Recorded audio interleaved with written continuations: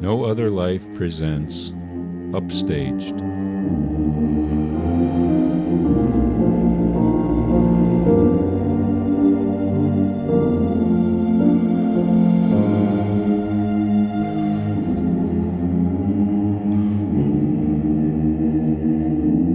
Introduction.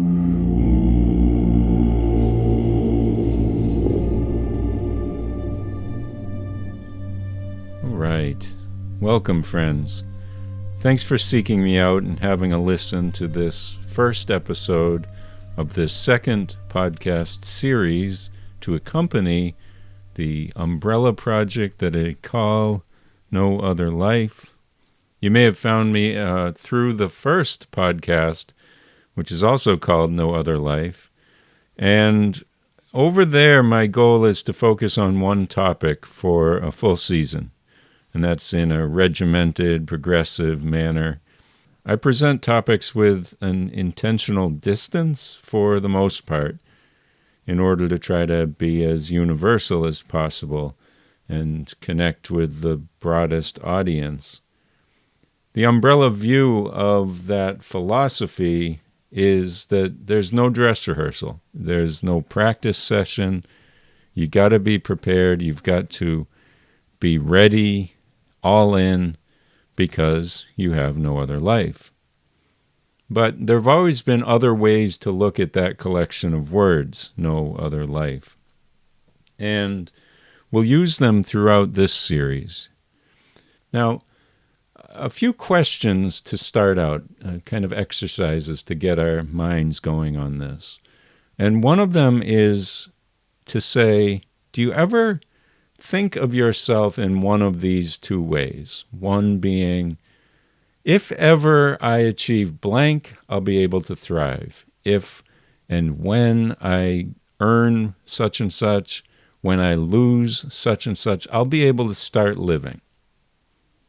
Or on the other side, do you ever say, if that hadn't happened, I'd be fine now. I wish that I still had access to blank.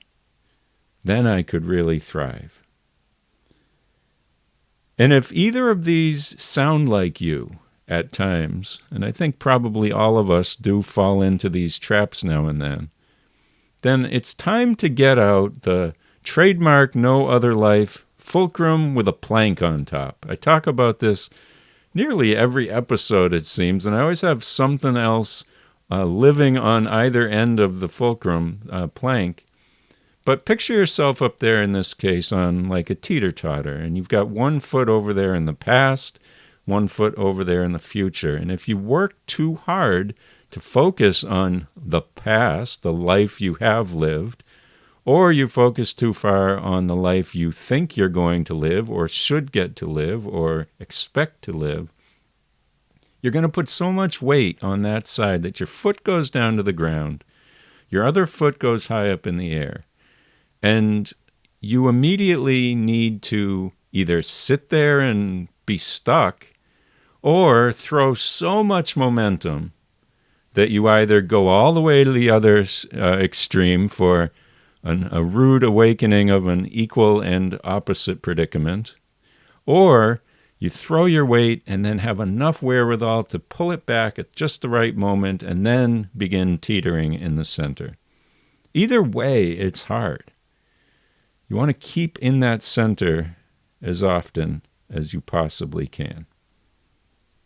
And some people go through their entire lives with so much of their weight on one side of that fulcrum that they never really get to find out who they are today.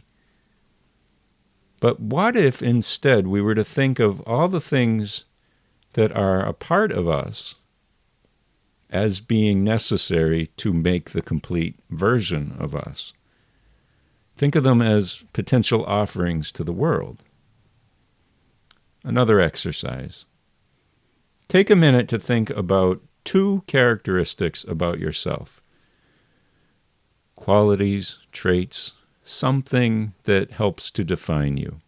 Now, there are probably hundreds that you could be thinking of right now, and let them all pass through your mind, but eventually choose 2.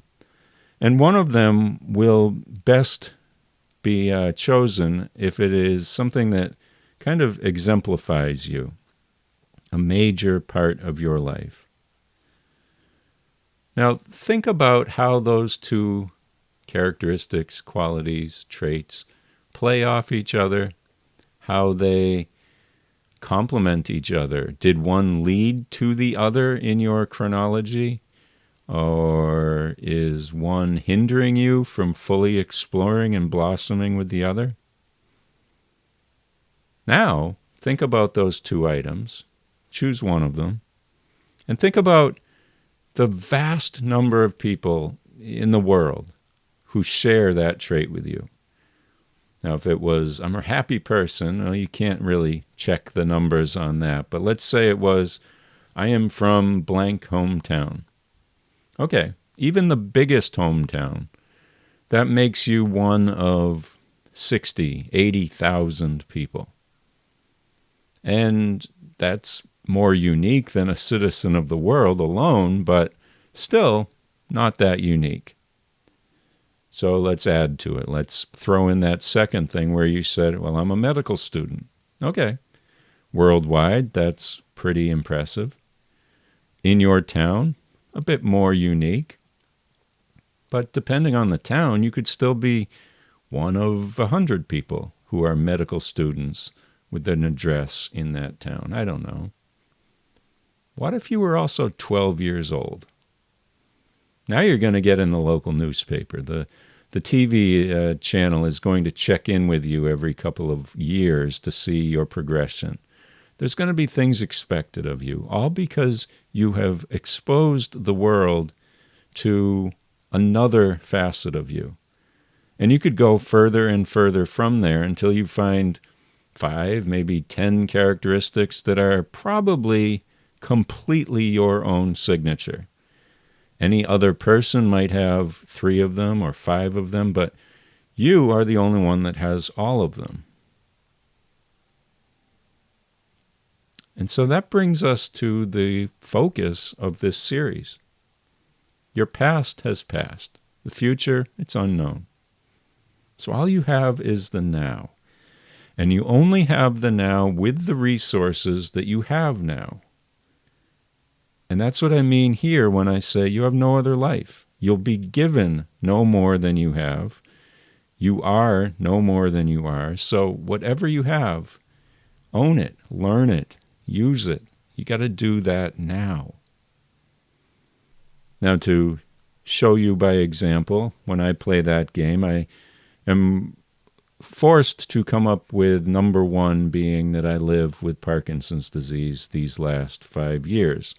And I remember a point in time where I thought, oh man, I was going to make a difference.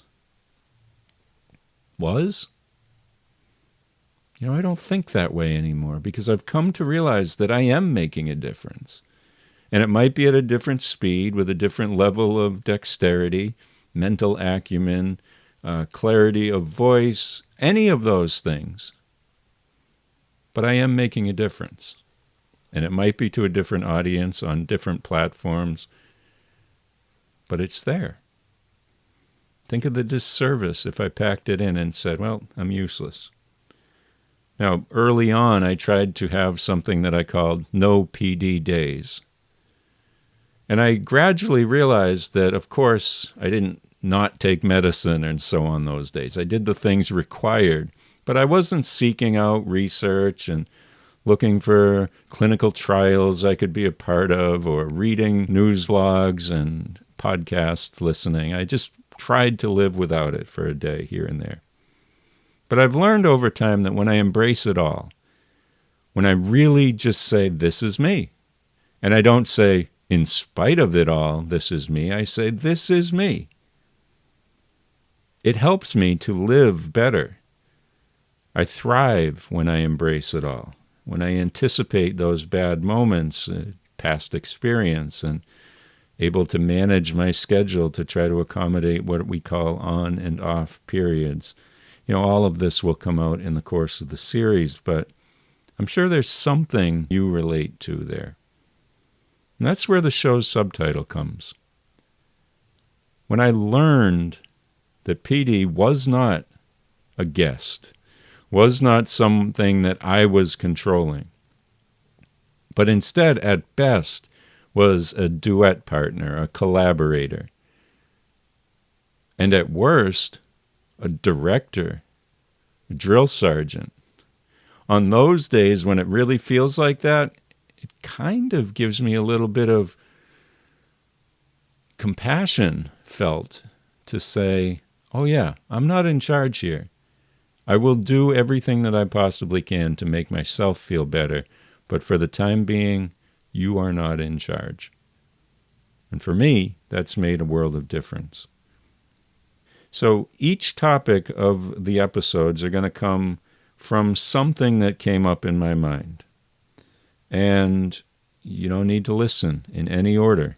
Do whatever you like. You got no other life after all. Now, the way that I'll come up with the topics, that's the easy part for me because that's actually how this series came into being. I've been a lifelong musician. And for the first, say, 40 years of that, this was in a reactionary role, if you will. I was someone who took a printed score, tried to make the most of what the composer is requesting, first and foremost, get those notes accurate, and then if there's time left, try to impose some sort of style and personal grace on it. I realized at some point that it was not going to be practical anymore for me to say, oh, 3 months from now on a Saturday at 7:30, let's do it. Because 3 months from now on a Saturday at 7:25 p.m., my medicine might stop working, and there will be nothing I can do about it. That's something we all live with as Parkinson's people. And so I moved into the world of composing because it's much more slow. You can do it when you need to. Ultimately, you select the notes that you want to play. Sometime you're able to play them, you record it. And then you have a record of that in your world. Now, hardcore performers can play the same piece, roughly speaking, to the same degree of ability and pizzazz any day of the week. But I can't do that anymore. And my life really started to change when I began to think of life in that way.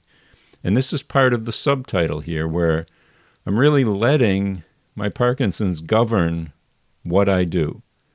And it's not in a negative way that I say, oh, what a bummer. It's just the fact of life. This is who I am, and I need to embrace it. And some days I can't play at all. My fingers do not work. They do not get the signal from my brain. And I sound like a 4-year-old playing, or a cat playing the piano. But other days I've got facility. I feel good. For whatever reason, it's working. So on those days, I love to just improvise. And improvisation is really a subconscious tunnel directly into the soul. It's amazing the degree to which that is true. So when I record, I always save the file with the date and then something that indicates what was going on in my world. It might be the location I was at, someone that was particularly on my mind, a particular way I felt, maybe a PD symptom that I was feeling at the time, or, thinking about someone who had died. Whatever the case, when I listen back to those, and if they pass muster, as I work with them to develop them into something producible, those themes forever become attached to that feeling in my mind. Almost like when you smell fried dough and you think of a carnival when you were 8 years old. Something of that nature that just immediately takes me back. And so in each episode, we're going to be reflecting on something that at some point was on my mind enough that I wrote something about it. And I'll carry on the reflection, and then you'll get to hear the recording that came of it. And I think that juxtaposition where I'm talking about something hopefully that we can all relate to, even if it's not exactly in my way. I may tell you about a story that includes a symptom I was feeling, but maybe you have felt that same way at times related to something you're going through. And then you'll hear some music. So in that way, it's as if this whole series Upstaged is like I was in my own audience and then decided to do something about it by going through that exercise that I started this episode with, and then from there, doing it on my own. So I'm not teaching you how to do something, but hopefully by sharing through examples, it might connect with you. It might be meaningful to you. And I hope you'll let me know if it does. If a deep self-study really interests you, I strongly encourage you to swing over to rickchome.com. There you will find the full archive of the No Other Life podcast, regardless of where you are joining in the future. It'll all be there.